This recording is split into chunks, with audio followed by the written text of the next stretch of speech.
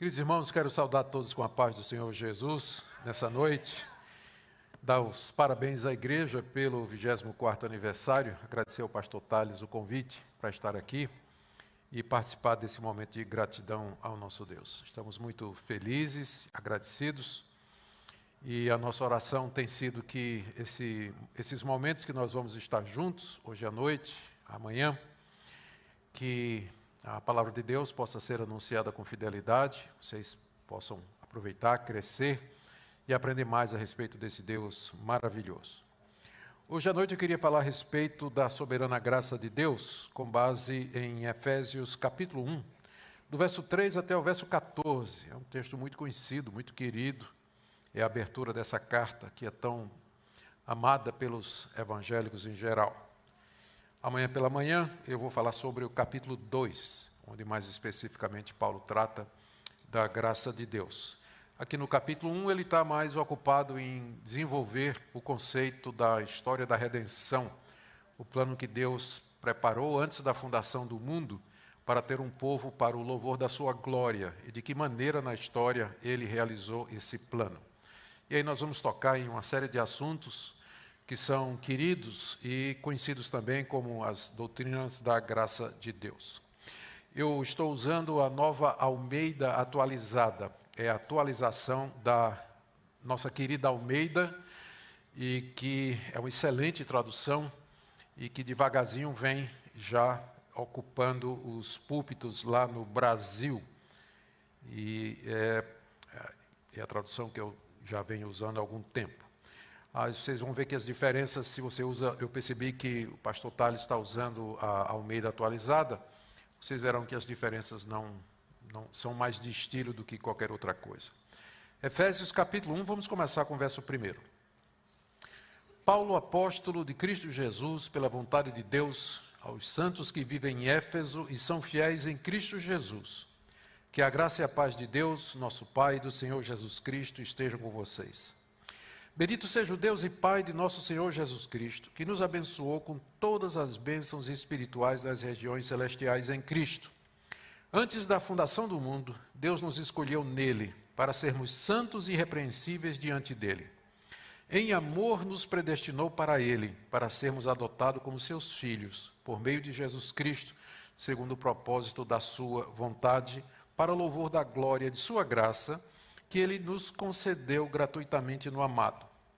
Nele temos a redenção pelo seu sangue, a remissão dos pecados, segundo a riqueza da sua graça, que Deus derramou abundantemente sobre nós em toda a sabedoria e entendimento.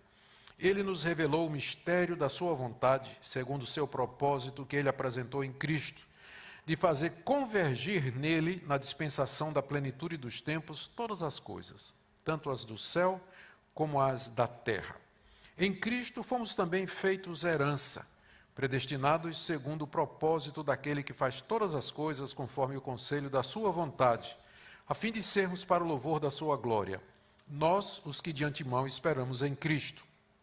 Nele também vocês, depois que ouviram a palavra da verdade, o evangelho da salvação, tendo nele também crido, receberam o selo do Espírito Santo, da promessa. O Espírito é o penhor da nossa herança até o resgate da sua propriedade em louvor da sua glória. Até aqui, queridos, nós já oramos, já pedimos a bênção de Deus sobre a exposição e, sem demora, vamos ao texto. Paulo escreveu essa carta, como todo mundo sabe, quando estava na sua primeira prisão na cidade de Roma. E ele recebeu notícias de que a igreja, os irmãos da igreja de Éfeso, a igreja que ele fundou durante suas viagens missionárias, os irmãos estavam preocupados com a prisão de Paulo, e não sem razão, porque Paulo era o maior pregador da cristandade àquela altura, era o missionário mais eficaz e mais conhecido, e agora estava numa prisão em Roma. Havia não somente uma preocupação por parte da igreja de Éfeso com o estado geral do apóstolo Paulo, mas também com a questão do progresso do evangelho. Como é que a prisão de Paulo se encaixava nos planos de Deus para que o evangelho alcançasse até os confins da terra, se Paulo era aquele que Deus havia levantado exatamente para fazer isso? Paulo então tomou conhecimento e, como não podia estar presente, ele escreve uma carta onde ele apresenta o plano de Deus, plano esse que foi concebido na eternidade, e de que maneira a sua prisão, primeiro o seu chamado e a sua prisão se encaixam. Aqui no capítulo 1, Paulo fala de como Deus na eternidade planejou ter um povo para si, de como Deus Filho executou esse plano, morrendo na cruz, e como Deus Espírito Santo, através das eras, chama e sela esses que Deus amou, por quem Cristo morreu e que foram chamados pelo Espírito Santo. Ele ora para que os crentes entendam isso, que é o final do capítulo 1, que eu não li. E no capítulo 2 ele fala da graça de Deus em juntar no único povo, tanto judeus como gentios, e entra no capítulo 3, onde Paulo fala que ele foi levantado por Deus para ser o pregador do Evangelho, levar o reino de Deus até os gentios. E é por essa razão que ele está preso. Por isso, ele diz aí no finalzinho do capítulo 3, ele vai pedir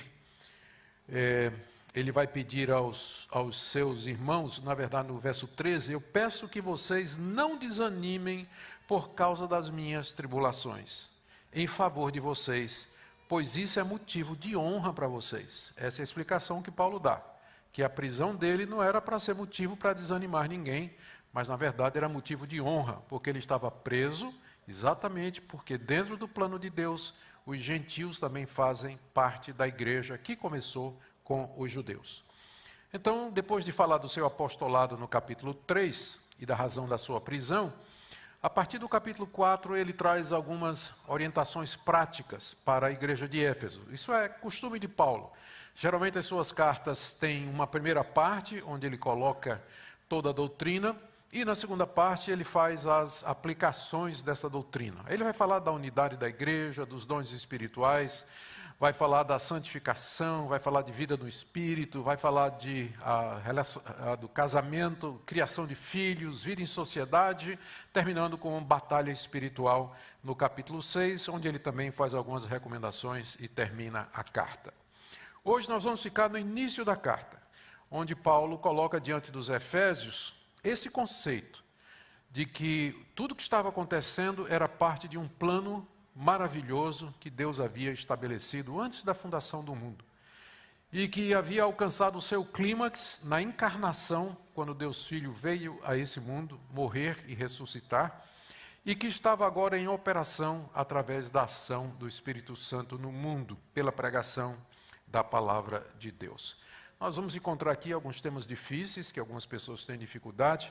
Meu objetivo não é trazer nada polêmico, mas é expor a palavra de Deus. E os irmãos por si julguem e diante de Deus examinem o coração e a consciência diante do que vai ser dito aqui.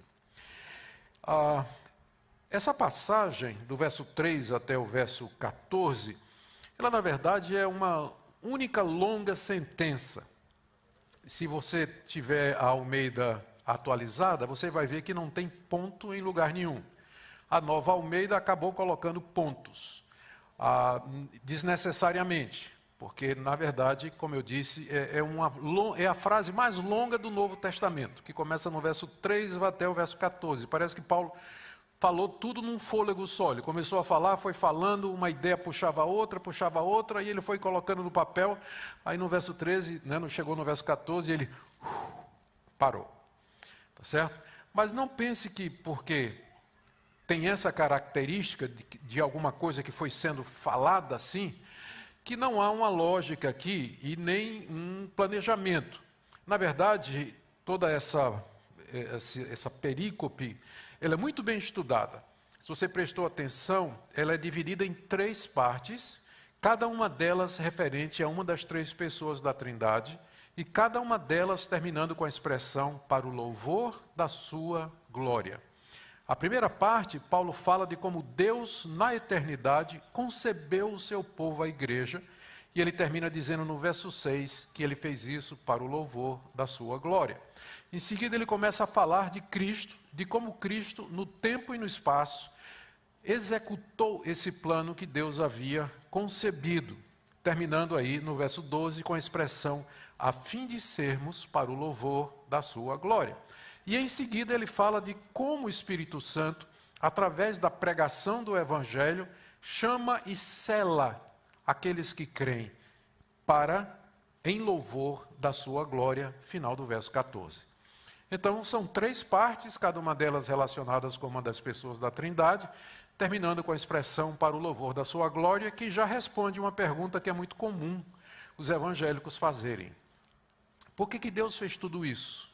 Ele não sabia que Adão ia pecar? Ele não sabia que o homem ia fazer a escolha errada lá no paraíso? Por que Deus permitiu o mal no mundo? Por que tem tanto sofrimento? A resposta é uma só na Bíblia: para o louvor da sua glória. Essa é a resposta que Deus nos dá. E essa resposta é baseada em quem Deus é e no fato de que Ele é o autor da criação e que, portanto, Ele dispõe da sua criação como Ele deseja.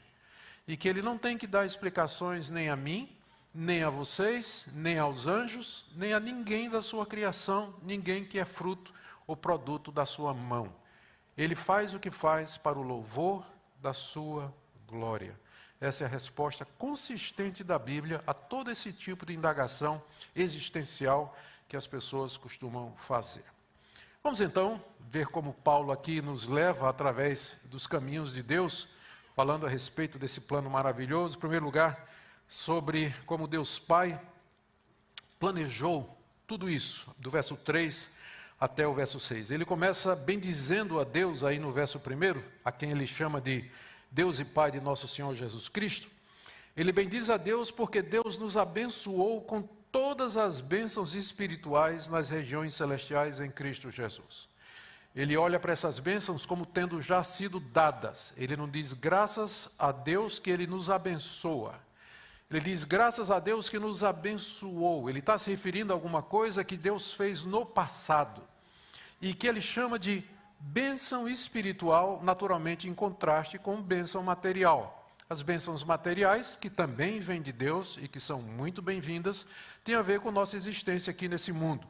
Saúde, prosperidade, recursos, bens, segurança e, enfim, tudo aquilo que a gente tanto preza e atrás de que a gente sempre corre aqui nesse mundo. São dádivas que Deus nos dá, chamamos de bênçãos materiais. Mas existem as bênçãos espirituais que vêm primeiro, porque delas que procedem as bênçãos materiais. E elas têm a ver com a realidade espiritual que permanece para todo sempre. As bênçãos materiais têm a ver com esse mundo que passa. Nós passamos, esse mundo vai passar também. Mas as bênçãos espirituais, elas têm a ver com a eternidade. Elas têm a ver com a imortalidade, com o plano final de Deus, com a consumação de todo o projeto de Deus. É por isso que Paulo, quando começa a agradecer, ele não começa a agradecer pelas bênçãos materiais, ao contrário de nós, não é? Eu confesso que muitas vezes de manhã, quando eu acordo, a primeira coisa que eu digo é: Deus, muito obrigado pelo novo dia, obrigado pelo sono, obrigado pela minha casa, pela minha esposa que está aqui dormindo ao meu lado, pelos meus filhos, obrigado pelas bênçãos, não é? Quantos de vocês começam o dia dizendo assim: Senhor, graças te dou pela salvação em Cristo Jesus, graças te dou pelo perdão de pecados? É difícil, né? A gente começa geralmente com os bens materiais, mas Paulo aqui começa com as bênçãos espirituais. E ele diz que essas bênçãos, na verdade, elas já foram dadas. Ele nos abençoou com todo tipo de bênção espiritual nos lugares celestiais. Essa expressão nos lugares celestiais, ela só acontece nas cartas de Paulo, eu creio que aqui em Efésios e Colossenses, e se refere a esse mundo invisível, onde Deus habita, onde o Senhor Jesus está sentado à direita de Deus, onde os anjos transitam e que intersecta com o nosso, e que está entre nós, embora de maneira invisível. Isso é o que a Bíblia se refere como lugares celestiais. Deus já nos abençoou com respeito aos lugares celestiais em Cristo Jesus. E aí, surpresa, de todas as muitas bênçãos que Paulo poderia ter escolhido para agradecer, ele escolhe eleição e predestinação. Ele escolhe eleição e predestinação, porque ele diz toda sorte de bênção espiritual. Ele podia falar de redenção, justificação, adoção de filhos, santificação, glorificação, não é verdade? Mas ele vai falar de eleição e depois de predestinação.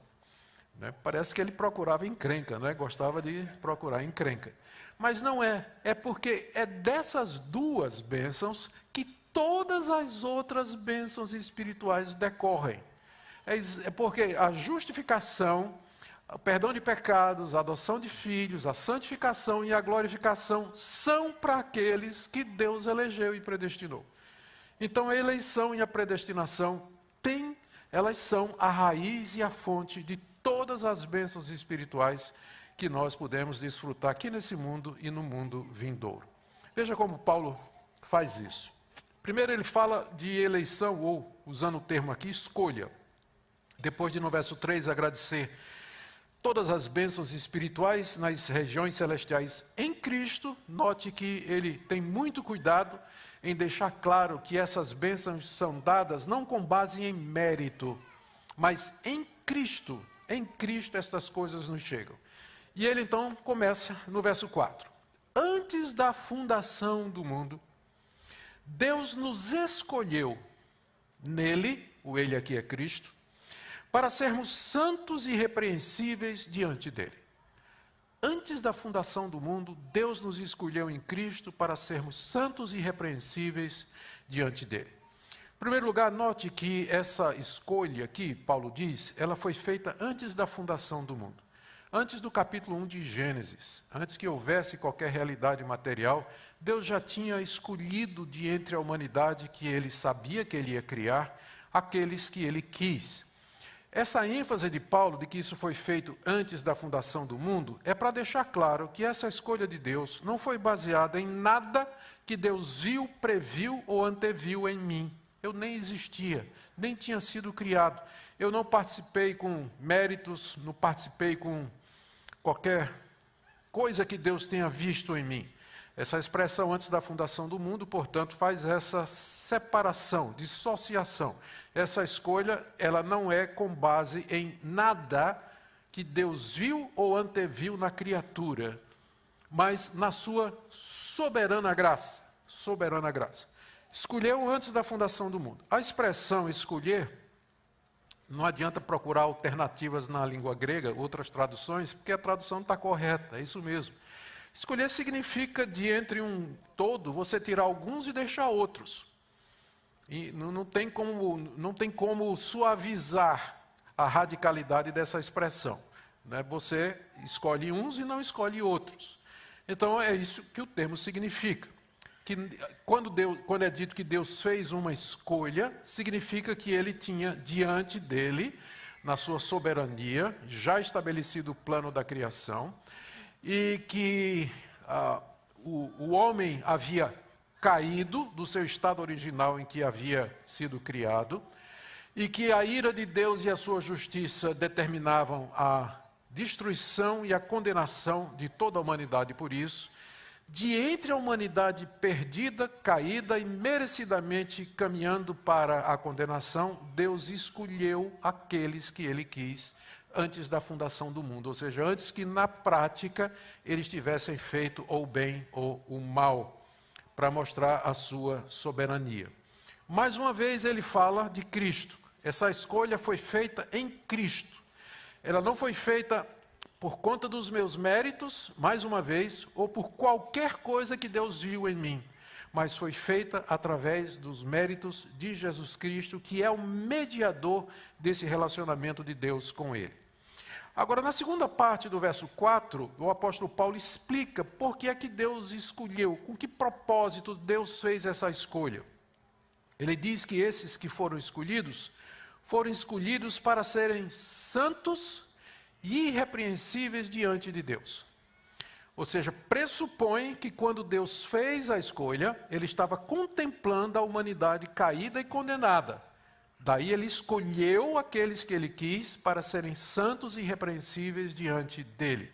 O que responde uma pergunta que geralmente, queridos irmãos, com dúvidas sinceras, perguntam: mas, pastor, se eu acreditar nesse assunto de eleição, de que Deus escolheu, que eu sou escolhido, isso não vai me levar, por exemplo, a relaxar? Uma vez salvo, salvo para sempre.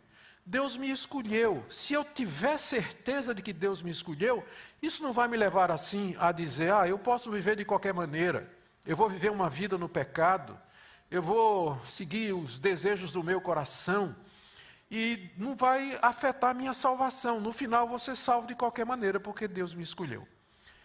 A pergunta pode ser sincera, mas ela revela uma falta de conhecimento da Bíblia e também dessa doutrina, porque Deus escolheu para a santidade. Onde não há santidade, não houve eleição. Como é que você sabe que você está entre os escolhidos? Com que propósito Deus escolheu? Escolheu para ser santo e irrepreensível. Não quer dizer perfeito aqui no sentido bíblico. Mas alguém que quer viver para a glória de Deus, que odeia o pecado, que quer fazer o que é certo, que ama o Senhor Jesus, que tem fé em Cristo Jesus e quer viver para a glória de Deus. Então, se isso existe no seu coração, você pode dizer, eu tenho todos os sinais desse povo que Deus escolheu para ser seu. Mas se você vive em imoralidade, desonestidade, com o coração cheio de ódio, de mágoa, de ressentimento, de perversidade, boca suja e uma série de outras coisas, qual é a evidência que você tem de que você faz parte do povo de Deus? Onde não há santificação, não há eleição, porque nós somos eleitos para sermos santos e irrepreensíveis diante de Deus. Então, essa dificuldade que as pessoas têm com a doutrina da eleição, que não querem, acham que ela vai acabar levando a uma vida leviana e superficial, demonstra falta de entendimento do que a Bíblia ensina a respeito dessa doutrina. E na verdade, porque eu sei que eu sou eleito e que eu, por gratidão a Deus, quero viver uma vida santa para agradar aquele que misericordiosamente me tirou de onde eu estava, me tirou da condenação que eu merecia. Então, isso aqui, em primeiro lugar, escolha. No verso 5, ele muda, ele está dizendo a mesma coisa, mas ele muda. Em vez de escolher, ele fala de predestinar. E veja só, final do verso 4. Em amor, nos predestinou para ele, para sermos adotados como seus filhos, por meio de Jesus Cristo, segundo o propósito de sua vontade. Qual é a diferença de eleição e predestinação? A eleição, como eu já disse, se refere ao ato da escolha. Eu escolho esses e não aqueles. O motivo que Deus escolheu o A e não B não nos são revelados. Deus não diz por que A e não B. Eu cresci na igreja evangélica, meus pais eram presbiterianos, meu pai já faleceu, minha mãezinha ainda é viva, e eu fui criado, cresci com uma turma de jovens da igreja. Tinha um coral da mocidade, eu participava da mocidade, participava dos acampamentos, dos retiros. Mas aos 16 anos de idade, eu não teve uma dissociação emocional, uma desconexão emocional para com o Evangelho. Eu estava na igreja porque meus pais me levavam, mas eu realmente não era convertido. E comigo estava um grupinho assim de uns 10 filhos de presbítero e de pastor, que sentiam a mesma coisa, estavam desconectados emocionalmente da igreja, mas iam porque o pai levava, a mãe levava. Eu tenho aqui uma cicatriz na mão, daí onde vocês estão, vocês não podem ver. É a marca que me foi dada num domingo de manhã, eu tinha 16 anos de idade, saindo de casa para ir para a igreja, e entramos no carro, e minha mãe me disse, cadê sua Bíblia? Eu disse, eu não vou levar a Bíblia para a igreja, não quero ser visto carregando uma Bíblia. Ela disse, vá lá dentro e pegue sua Bíblia. E me deu a chave de casa, que já estava fechada, peguei a chave, fui entrar na porta, que estava com tanta raiva, que eu não conseguia abrir a porta, dei um murro na porta de vidro.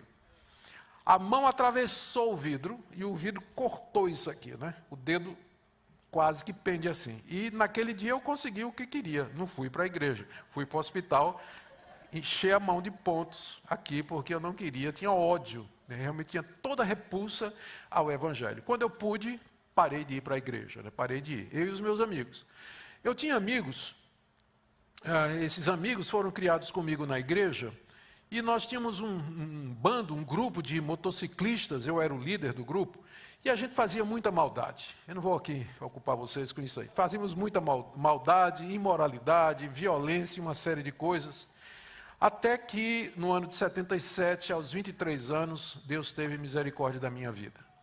E minha mãe é minha mãe 2 vezes. Foi ela que me levou a Cristo no momento de angústia e de vazio existencial.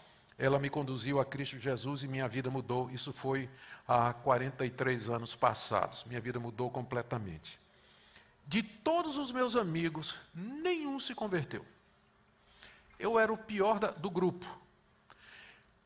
Uma vez, precisando de dinheiro, combinei com eles de nós fazermos um assalto à mão armada no posto de gasolina. Ninguém topou. Eu fiz sozinho. Eu era o pior do grupo. Nenhum deles se converteu. Um morreu de cirrose, algum tempo atrás, de tanto beber. Outro morreu baleado pela polícia. Nenhum deles se converteu. Por que eu? Eu não sei.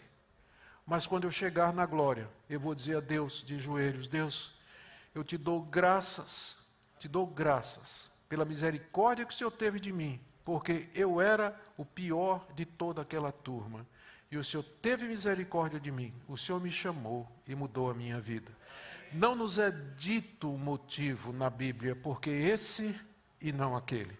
Tinha gente muito melhor do que eu naquele grupo. E tinha gente que mereceria mais do que eu naquele grupo. Mas Deus nunca me revelou, porque eu e não o meu amigo. E eu creio que isso é alguma coisa que nós vamos levar até a eternidade. A eleição é pela soberana graça de Deus. Aqui ele fala, no final do verso 4, que Deus em amor nos predestinou para Ele. A diferença de eleger e predestinar, como eu falei, escolha é o ato em si, a predestinação é o alvo que Deus dá àqueles que Ele escolheu. Ele escolhe de entre o mundo e predestina para alguma coisa, ou seja, dá um destino antecipado.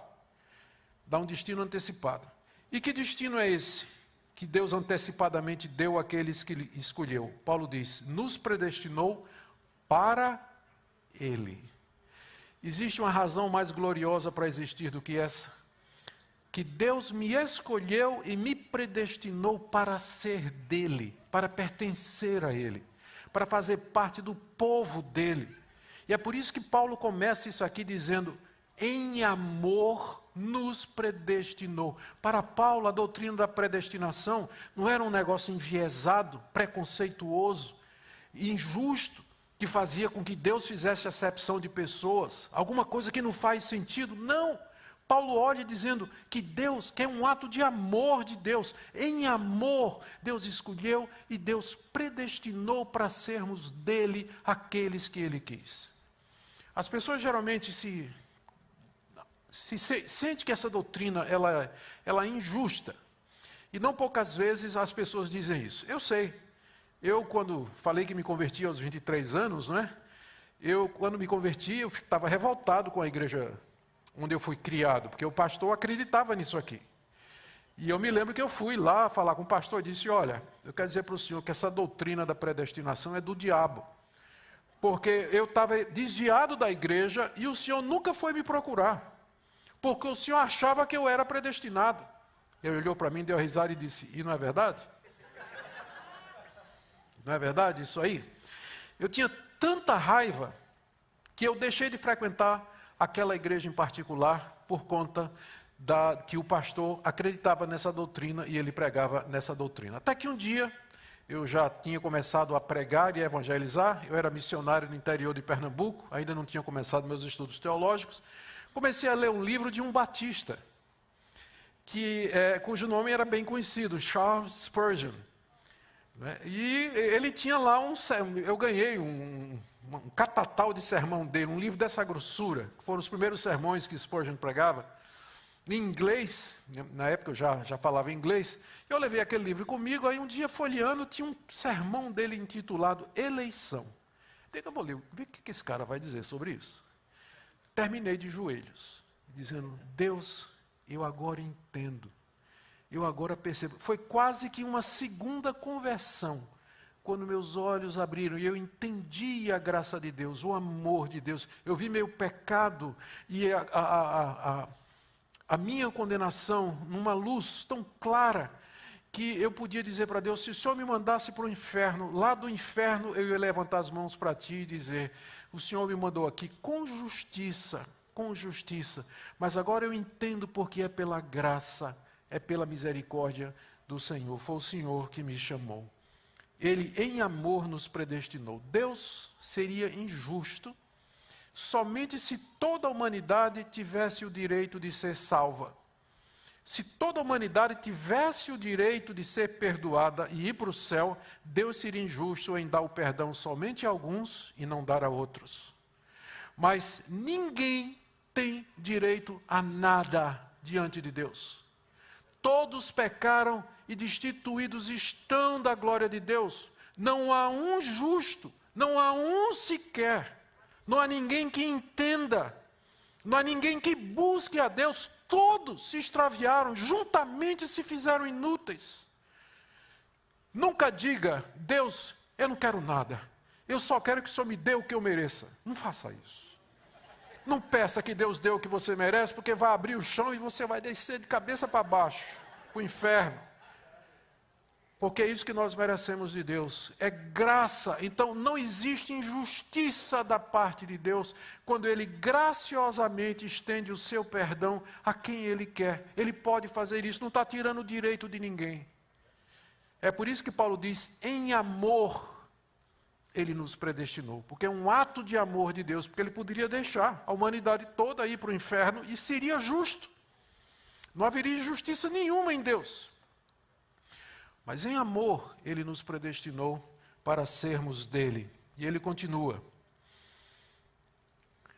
Para sermos adotados como seus filhos. Já com isso implicando que ser gente, fazer parte da raça humana, não significa ser filho de Deus.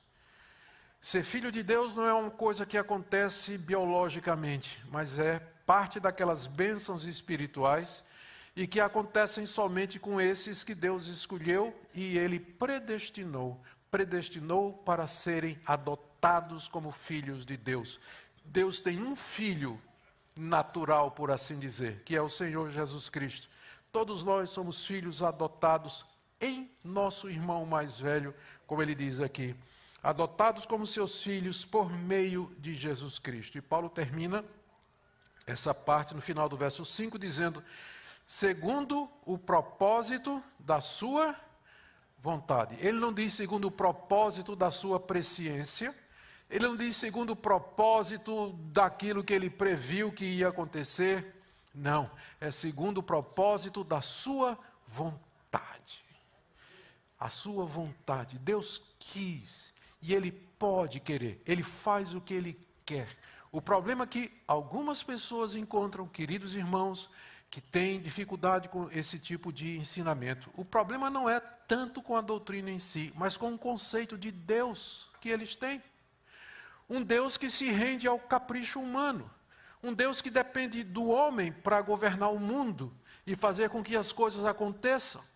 Mas se o seu Deus é o Deus da Bíblia, absolutamente soberano, todo-poderoso, Senhor e Criador, você não vai ver injustiça nenhuma nele quando ele dispõe a sua criação da maneira como ele entende melhor, de acordo com sua vontade, porque você confia que ele é justo, que ele é santo, que ele é verdadeiro e que ele não vai fazer absolutamente nada errado. E você confia em Deus. Portanto, hoje à noite eu queria que você, ao sair, você não dissesse mais, como eu disse durante tantos anos, se tiver alguém dizendo assim, essa doutrina é coisa do homem, é coisa do diabo e tudo mais, você pode dizer assim, eu não entendo, mas que está na Bíblia, está. Eu não entendo, mas que a Bíblia está ensinando, está. Não é verdade? Não tem coisa que a Bíblia ensina que a gente fica sem saber direito como fazer? Então, se você já der esse passo, eu já considero minha missão aqui cumprida, né? Nessa noite, pelo menos em parte. Não é que você diga assim, olha, eu não concordo com o pastor, eu não entendo.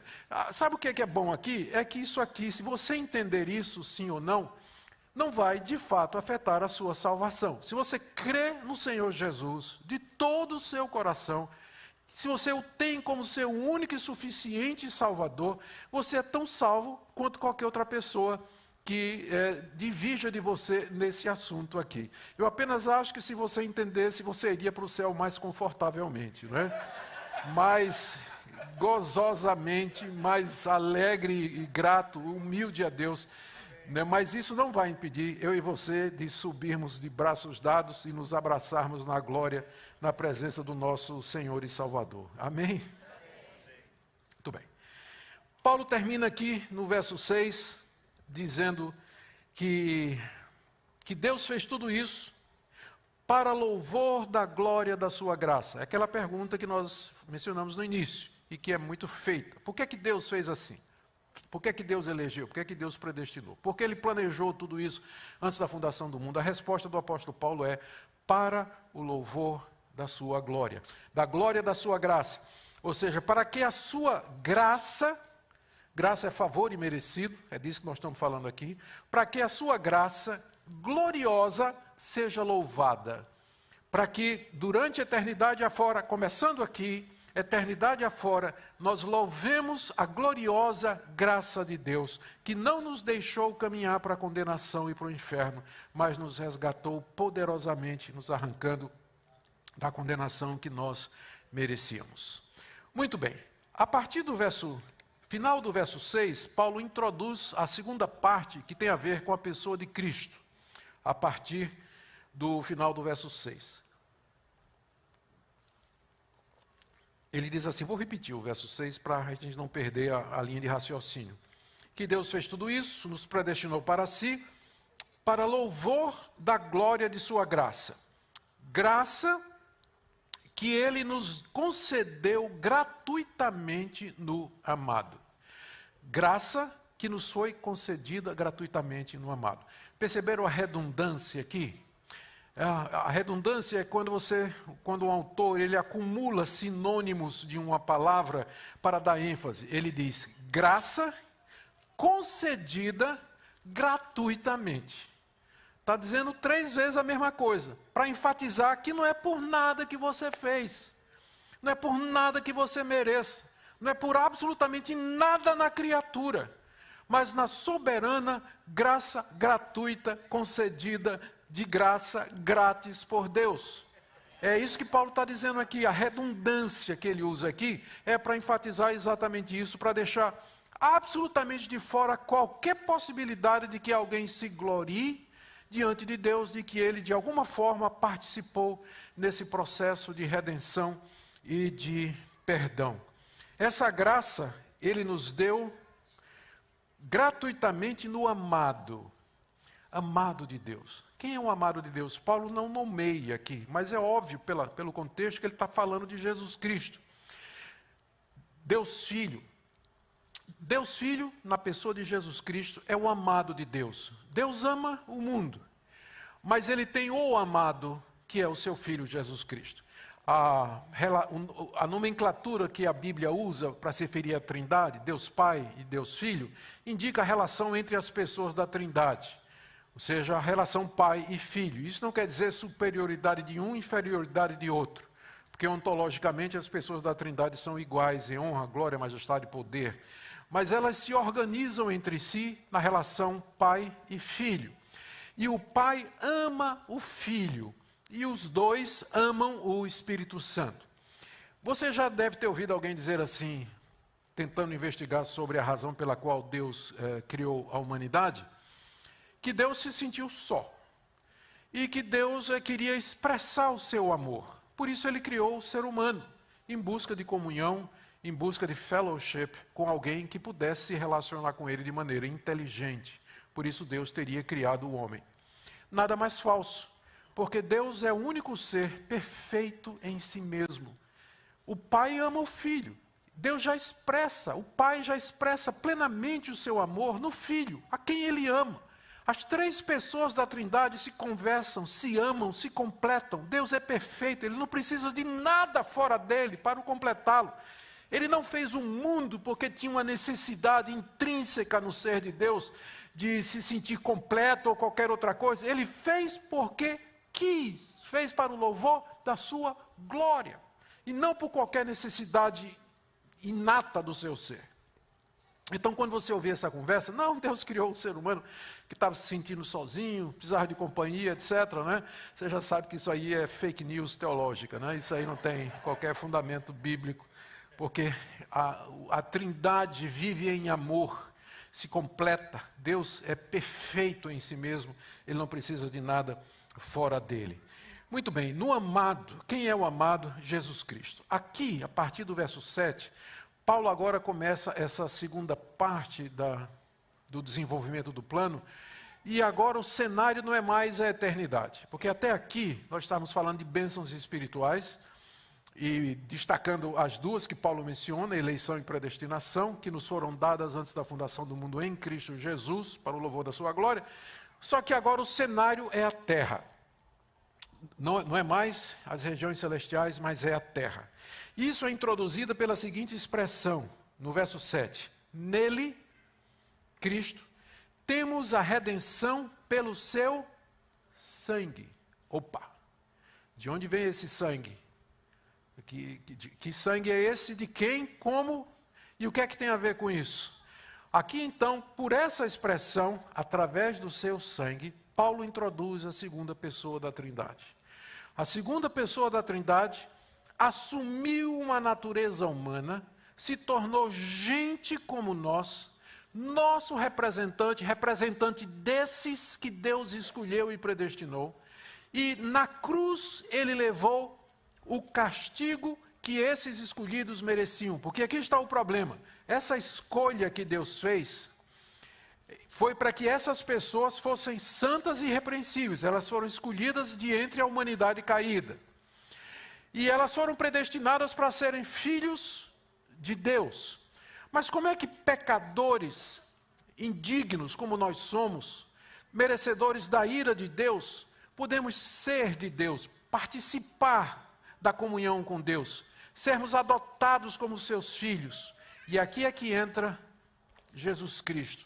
Ele veio a esse mundo resolver, por assim dizer, esse gatilho, esse problema do plano aparente, problema aparente do plano de Deus, de como é que Deus pode eleger e predestinar pecadores para serem seus. Como é que fica a questão da justiça de Deus? Todo pecado precisa ser castigado. Não faz sentido Deus pegar esses pecadores para si, e o que eles fizeram? E aí então que Deus Filho entra no cenário. Ele agora entra no palco da história humana, ele encarna no ventre da Virgem Maria, ele cresce como um de nós, ele é levado à cruz e ali oferece a sua vida. Ele recebe toda a ira de Deus sobre si no lugar daqueles que Deus escolheu e predestinou. E morre no lugar deles, pagando completamente toda a sua culpa. Nenhuma gota do sangue de Cristo foi derramado em vão. Ele morreu pelos seus, eficazmente. Todos aqueles por quem Cristo morreu na cruz que foram eleitos e predestinados, eles serão efetivamente perdoados de seus pecados, chamados pelo Espírito Santo, justificados, santificados e finalmente glorificados, e viverão na consumação do plano de Deus, no novo céu e na nova terra. É aqui que entra Cristo. Veja como Paulo descreve a obra de Cristo, aqui no verso 7. Nele temos a redenção. Estávamos perdidos, mas fomos redimidos. Um preço foi pago por isso, que é o sangue do Filho de Deus. Temos a redenção. E aí Paulo explica o que é essa redenção. É a remissão dos pecados. Remitir aqui significa quitar. Uma dívida enorme tínhamos para com Deus. Deus nos elegeu e nos predestinou de entre a humanidade caída, que está em dívida diante dele, porque quebra a lei de Deus, vira as costas para Deus. A justiça de Deus demanda o pagamento, e o pagamento é a vida do pecador. Mas Deus Filho veio, e com seu sangue ele nos redimiu e quitou a nossa dívida. Por ele nós temos a remissão de pecados. A remissão de pecados não é alguma coisa que é obtida mediante sacrifício pessoal, merecimento moral, comportamento ético ou atitude religiosa, ou qualquer outro tipo de coisa que proceda da criatura, mas é com base no sangue precioso derramado por Deus Filho na plenitude dos tempos. Segunda coisa que Paulo diz que Cristo fez, ele primeiro falou do que é que o Pai fez, agora ele está falando do que é que o Filho fez. Está aqui, no verso 8. Depois de falar, ele termina o verso 7 dizendo: nele temos a redenção pelo seu sangue, a remissão de pecados, segundo a riqueza da sua graça. É segundo a riqueza da graça de Deus, não é por mérito. Ele continua: que graça que Deus derramou abundantemente sobre nós em toda sabedoria e entendimento. A graça de Deus consistiu não somente em que Ele enviasse Jesus Cristo para redimir-nos e perdoar-nos de nossos pecados através do seu sacrifício vicário na cruz, mas a graça de Deus consistiu em Ele nos dar entendimento a respeito desse plano. Porque a próxima coisa melhor a perdão de pecados é você saber que está perdoado. É você ter entendimento de como isso funciona. Em Cristo, Deus graciosamente nos deu esse conhecimento. O que é que nós temos de conhecer? Veja só o verso 9. Ele nos revelou o mistério da sua vontade. O que é o mistério da vontade de Deus? É esse plano que estava oculto lá na eternidade, que foi manifestado em sombras no Antigo Testamento, através de tipos, de figuras, através de exemplos, de instituições, de personagens do Antigo Testamento, todos eles falando desse momento em que Deus Filho viria a esse mundo. Esse era a vontade misteriosa de Deus, e que agora foi revelada com toda clareza quando Deus Filho encarnou, quando Ele se tornou um de nós, quando Ele veio trazer o conhecimento do plano de Deus. E isso Deus nos dá graciosamente. Verso 9, Ele nos revelou o mistério da sua vontade, segundo o seu propósito que Ele apresentou em Cristo Jesus. Que propósito? Verso 10, de fazer, olha só, convergir em Cristo todas as coisas na dispensação da plenitude dos tempos. O que foi a dispensação da plenitude dos tempos? 2000 anos atrás, lá na Palestina, em Jerusalém, no Monte Calvário. Quando o Filho de Deus morreu na cruz por aquele povo amado de Deus, ressuscitou ao terceiro dia. Esse é o momento climático daquilo que a gente chama a história da redenção, o plano da redenção. Quando Cristo executou aquilo que o Pai planejou. O Pai planejou, o Filho executou na plenitude dos tempos, no momento exato de Deus. Então, o cristão, ele recebe entendimento a respeito disso, como ele diz aqui, ó. Fazer convergir nele, na dispensação do tempo, todas as coisas, tanto as do céu como as da terra. E no verso anterior ele fala que isso foi revelado, esse é o mistério que foi revelado. Gente, as implicações disso aqui para nós são muito grandes. O cristão verdadeiro não é apenas alguém que tem consciência de que foi eleito e predestinado por Deus para viver nesse mundo para a glória de Deus, agradando a Deus e na vida eterna na presença de Deus. Ele tem uma maneira de ver o mundo que é diferente daquelas pessoas que não receberam esse conhecimento. Para o cristão, a história tem começo, meio e fim. Nós temos essa visão da história. Quem não tem essa revelação aqui, como os gregos, ou como alguma filosofia grega, ou como o hegelianismo, que é uma filosofia histórica já ultrapassada, mas que olha para o mundo como sendo cíclico, e que os fatos simplesmente acontecem, e que não existe uma ordem, não existe um sentido, que o mundo é governado por leis naturais cegas e surdas e mudas e frias, que não tem propósito, não tem design nenhum. Tudo acontece por acaso. A nossa origem depende de bilhões de anos em que essas leis randômicas acabaram produzindo condições para que surgisse a vida e assim por diante. Então, eles não têm esse conceito de uma história linear, que tem um começo, um meio e um fim. O cristão sabe quem ele é. Ele já respondeu à questão mais existencial, mais importante da sua vida. Quem eu sou, de onde vim e para onde eu vou. Ele já tem essa resposta para ele. Ele não está buscando isso, porque em Cristo Jesus ele já sabe disso aqui, que ele existe para a glória de Deus. Ele pode não ter respostas imediatas para decisões, tipo assim, com quem eu vou casar, se vou casar, eu vou trabalhar aonde, vou fazer o quê, onde é que eu vou morar e tudo mais. Essas são decisões e questões pessoais que podem ser respondidas à medida que a providência de Deus vai revelando cada página do livro da sua vida, que Deus não abre lá no último capítulo, no epílogo, para você saber tudo de antemão. Mas todo dia ele vai abrindo um pouquinho. Mas as grandes questões da vida, por que existe alguma coisa em vez de nada? De onde nós viemos? Qual a origem de tudo isso? A Bíblia nos dá essa resposta em palavras muito claras como essas aqui. Deus fez convergir na plenitude dos tempos todas as coisas na pessoa de Jesus Cristo. É por isso que nós vivemos no ano 2022 depois de Cristo. Ele marca a história no meio, por assim dizer. Ele é o ponto culminante na história. E o cristão, então, tem um referencial para dizer por que é que eu existo, o que é que eu estou fazendo aqui, para onde é que eu vou, qual a razão de ser da minha existência.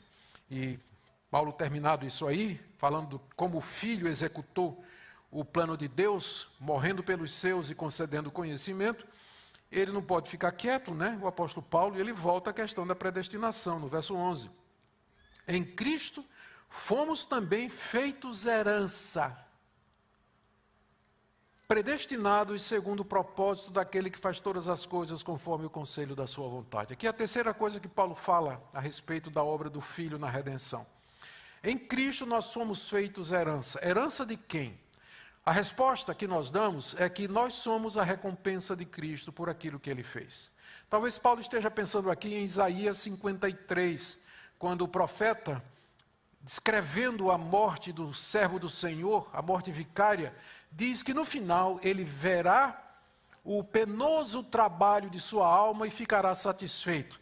E o profeta diz que Deus lhe dará muitos como recompensa da sua alma, como recompensa do seu trabalho.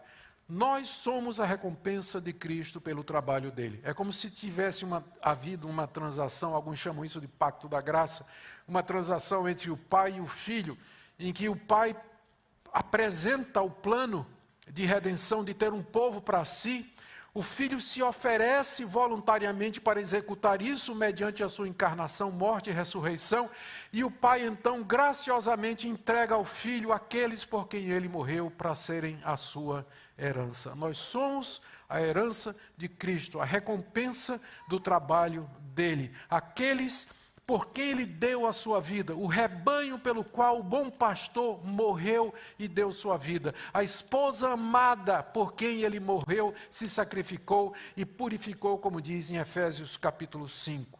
Nós somos herança. E para isso nós fomos, mais uma vez aparece o termo, predestinados, segundo o propósito daquele que faz todas as coisas conforme o conselho da sua vontade. Ou seja, a única pessoa com quem Deus se aconselha é Ele mesmo.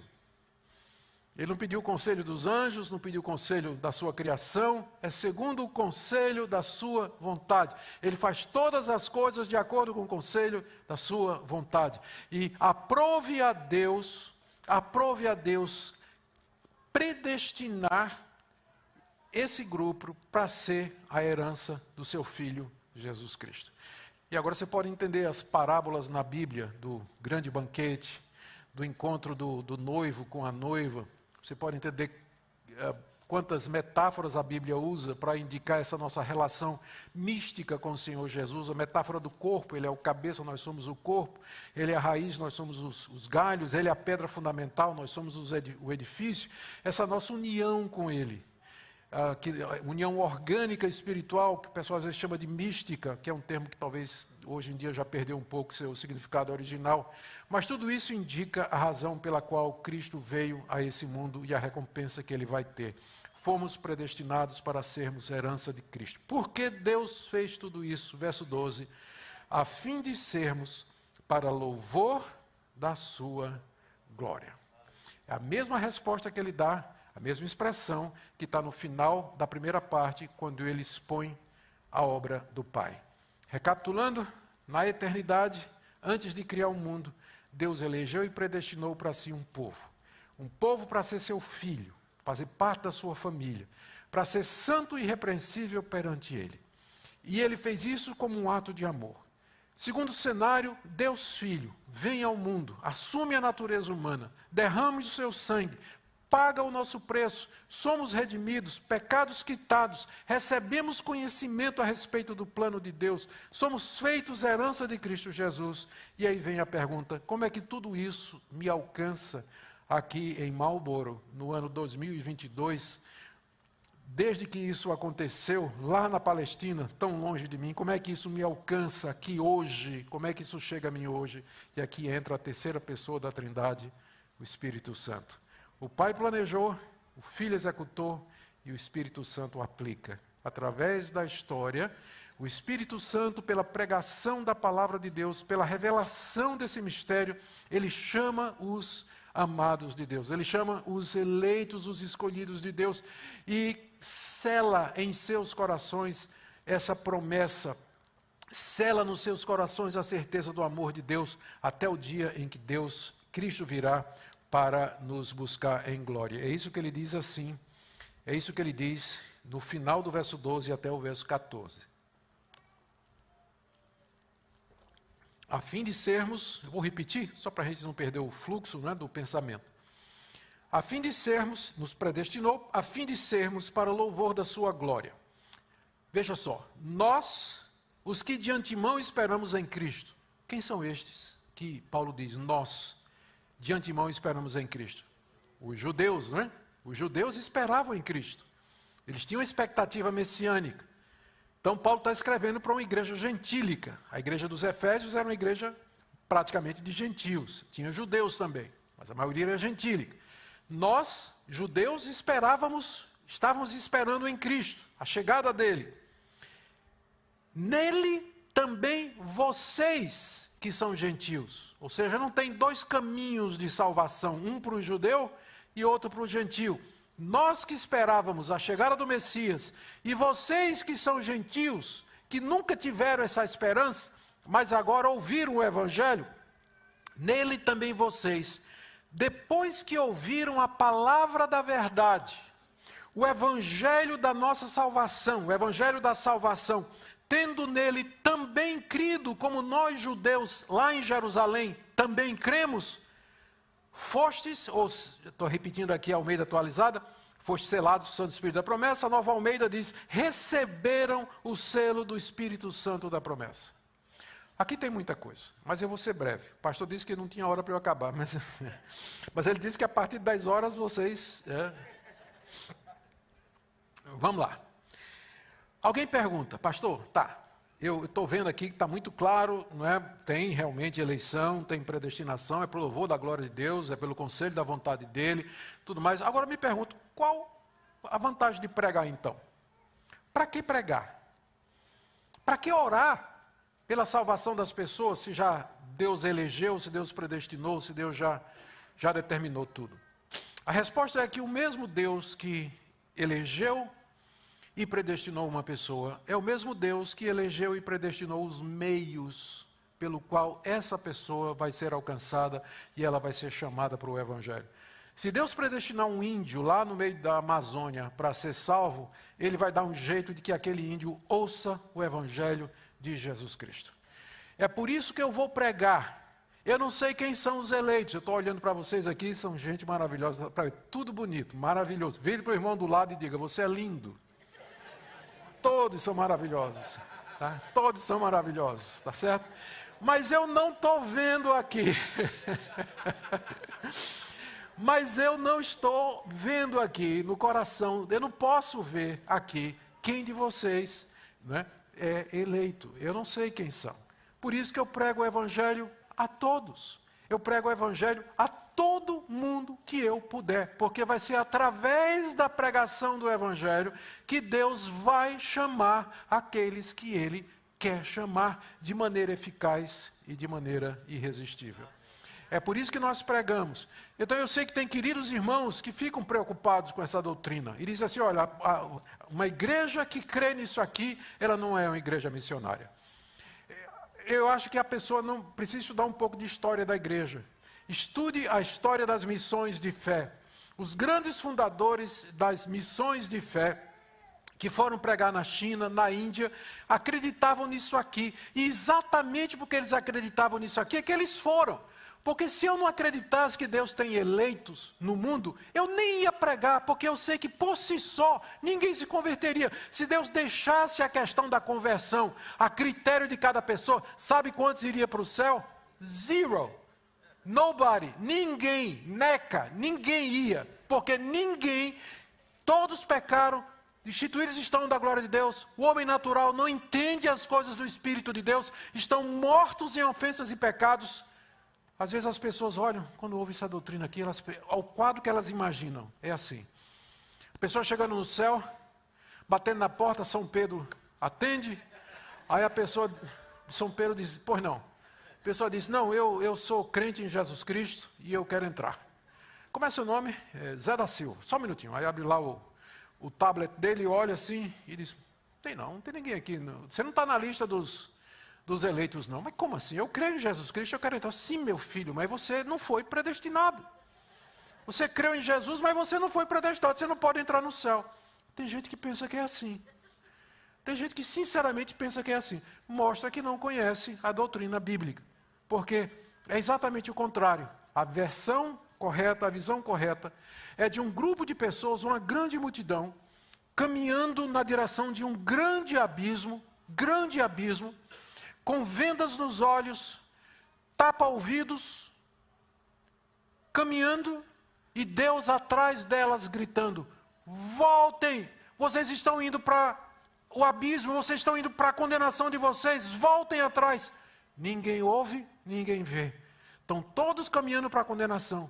Então Deus soberanamente, graciosamente, arranca a venda de um, destampa os ouvidos, e a pessoa, meu Deus, e faz meia volta e vai embora. Esse é o quadro.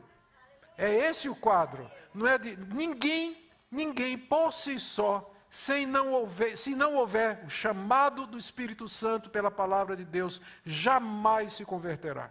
Jamais. Ele nunca vai querer. A carne, como Paulo diz em Romanos 8, é inimiga de Deus, e ela não está sujeita à lei de Deus, nem em verdade pode estar. Pergunta a Saulo de Tarso, como foi? Se dependesse de Saulo de Tarso, onde é que as coisas chegariam? O Deus soberano que apareceu a Saulo de Tarso no caminho de Damasco, é o Deus de hoje, é o nosso Deus. Ele chama soberanamente, Ele muda corações, Ele transforma vidas. Por isso que eu digo, não pare de orar pelo seu filho, não pare de orar pelo seu marido, pela sua esposa. Não deixe a doutrina da eleição de predestinação funcionar de maneira errada na sua vida, do tipo assim, de por que eu vou orar? Não sei se é eleito, não sei se é predestinado, por que eu vou orar pelos meus filhos? Ao contrário, exatamente porque eles podem ser eleitos e predestinados é que você deve orar, porque através da sua oração, do seu testemunho, de trazê-lo para a igreja, ensinar a verdade de Deus, é que Deus vai chamá-lo e transformar a vida dele.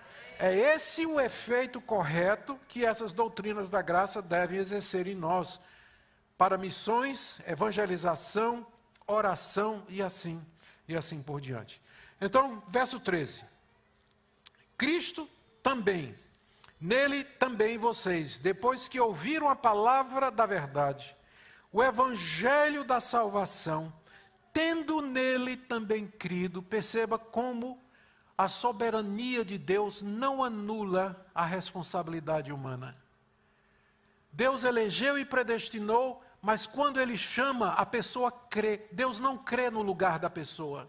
Você exerceu livremente o seu desejo de crer. É claro que por detrás, Deus já tinha tocado naquele switch, não é?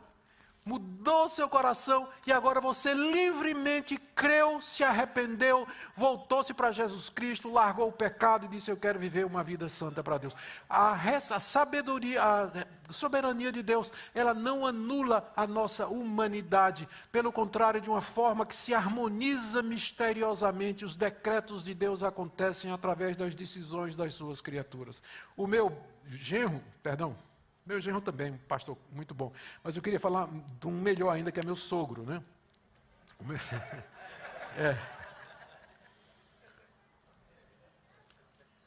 Até porque a filha dele está aqui também na minha frente, né? Meu sogro, reverendo Francisco Leonardo, missionário holandês, muitos anos no Brasil, ele ilustrava isso aqui da seguinte maneira: você imagina uma rua, isso aqui é uma rua, e tem uma porta enorme aqui, aberta, e em cima da porta está escrito: vinde a mim todos vós que estáis cansados e oprimidos, e eu vos aliviarei. Aquele famoso convite de Jesus. E aí, muita gente passando em frente à porta, uns param, olham curiosos, vão embora, outros nem olham, outros param, dão uma olhada no que está escrito em cima, bota a cabeça dentro assim, dá uma pesquisada, vai embora, até que de repente chega alguém. Essa pessoa ora, olha, vinde a mim todos vós que estáis cansados e oprimidos, eu vos aliviarei. Isso é comigo, isso é para mim. E livremente a pessoa entra porque quer. E quando ele atravessa o limiar da porta, que olha para o umbral, pelo lado de dentro está escrito: só pode vir a mim aquele que o Pai trouxer. Antes, pode parecer que foi uma decisão sua. Você tomou a decisão. Mas depois que você tomou a decisão, você olha para trás e diz: se Deus não tivesse iluminado a minha mente, mudado o meu coração, aberto os meus olhos, eu nunca teria crido em Cristo Jesus. Quando você está de joelhos, agradecendo a Deus a sua salvação, como é que você ora? Deus, eu te agradeço, porque eu me salvei. Você não olha assim: eu me agradeço porque eu tomei a decisão. Não, você ora assim, qualquer que seja a sua denominação, não é verdade? Porque de joelho todo mundo acredita nisso aqui. Quando você está de joelho diante de Deus, você acredita nisso aqui, você está dizendo: Deus, se não fosse o Senhor, se não fosse a tua graça, a tua misericórdia, eu não estaria aqui aos teus pés louvando o teu santo nome. O Espírito Santo é quem faz tudo isso. Ele é chamado aqui de duas coisas, estou terminando. Ele é chamado aqui de duas coisas. Primeiro, vocês receberam o selo do Espírito Santo da promessa. Ele é chamado Espírito Santo da promessa porque ele foi prometido no Antigo Testamento. Por exemplo, Joel 2:28, acontecerá que nos últimos dias derramarei do meu Espírito sobre toda a carne. Então Deus já tinha prometido que mandaria o Espírito Santo como parte do seu plano eterno. E ele é chamado aqui de selo porque ele tem essa função de salvaguardar, de garantir aquilo que o Pai planejou e o Filho executou. O Pai planejou, o Filho executou, o Espírito Santo chamou e selou, de maneira que não existe a menor possibilidade daqueles que foram eleitos pelo Pai, resgatados pelo Filho e selados pelo Espírito Santo, que eles venham a cair da graça e perder a salvação. Muitos queridos irmãos acreditam que a pessoa, o crente, ele pode perder a salvação. Então, são pessoas sinceras, queridos irmãos, que nós amamos de todo o coração, mas mais uma vez é uma compreensão defectiva, defeituosa do que ensina a palavra de Deus. Porque se a salvação é de Deus, como está sendo dito aqui, do começo ao fim, o Pai planejou, o Pai escolheu, predestinou esse aqui, Cristo morreu por aquela pessoa, pagou o pecado dela, o Espírito Santo chamou através da pregação da verdade, selou no seu coração essa palavra. Qual a possibilidade do diabo, forças do bem e do mal, hoje, amanhã ou qualquer outro dia, nos arrancar da mão do Deus triuno? E aqui que está a garantia da nossa redenção. Aqui é que está a base para a nossa certeza de salvação. Não é nada em mim. Não é porque eu digo assim, eu vou perseverar até o fim, né? Eu vou usar assim o meu arbítrio e vou até o fim. Então seria muito fácil, né? Eu gostaria que realmente nesse ponto minha vontade fosse tão forte que eu decidisse assim.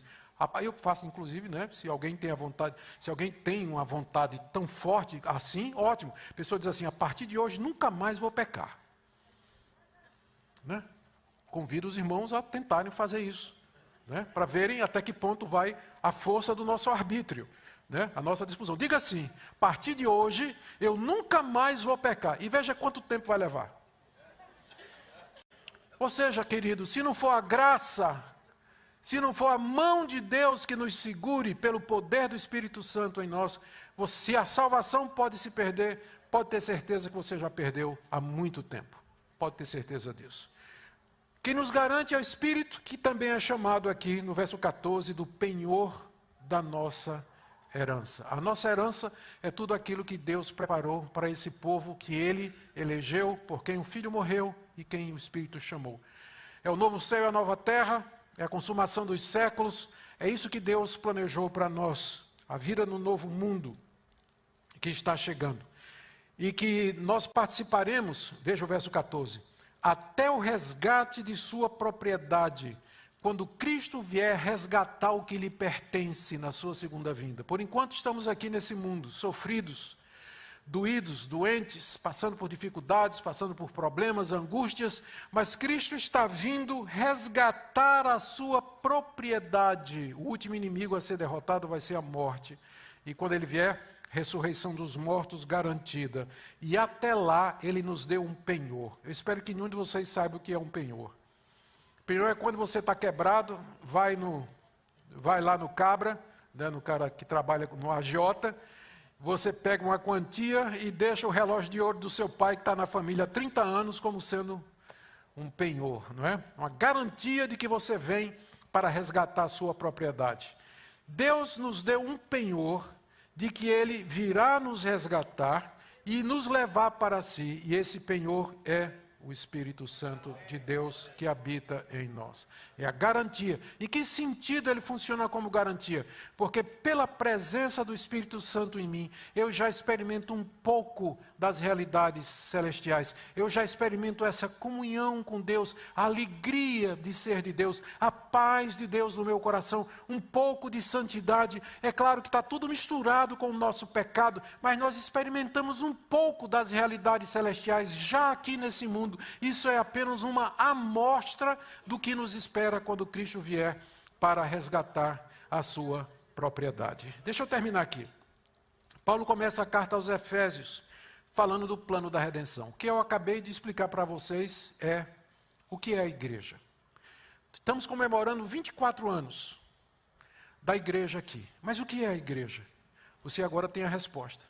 A igreja é a comunhão daqueles que Deus na eternidade escolheu e predestinou para serem seus, que vivem em santidade e irrepreensibilidade diante dele em Jesus Cristo. A igreja é composta daqueles por quem Cristo morreu, cujo sangue pagou completamente o seu pecado e que tem uma compreensão, uma cosmovisão da história, quem sou, de onde vim, para onde eu vou. Sabem que há um Deus que controla a história, que não acredita em sorte, destino ou azar, o horóscopo, mas crê na providência de Deus guiando toda a história. A igreja é esse povo habitado pelo Espírito Santo, que já experimenta as belezas e a glória do mundo vindouro, convocados para culto público, para proclamar a beleza de Deus, a glória de Deus, a graça de Deus e anunciar ao mundo a salvação em Cristo Jesus. É isso que é a igreja. O que eu acabei de ler para vocês é talvez uma definição das definições mais claras de igreja que nós temos no Novo Testamento. A igreja é o povo de Deus, que Deus amou e chamou para ser seu, cujo pecado foi pago pelo Senhor Jesus e que caminha para a eternidade com segurança, porque tem o penhor e o selo do Espírito Santo. Amém? Que Deus abençoe a vida de vocês, vocês louvem esse Deus maravilhoso e que dúvidas que porventura permaneçam, deixa na mão do Senhor, creia no Senhor Jesus e devagarzinho Ele vai ajudando você a entender alguma coisa que talvez você precise entender. Mas toda a glória seja sempre ao nome do nosso Senhor. Amém?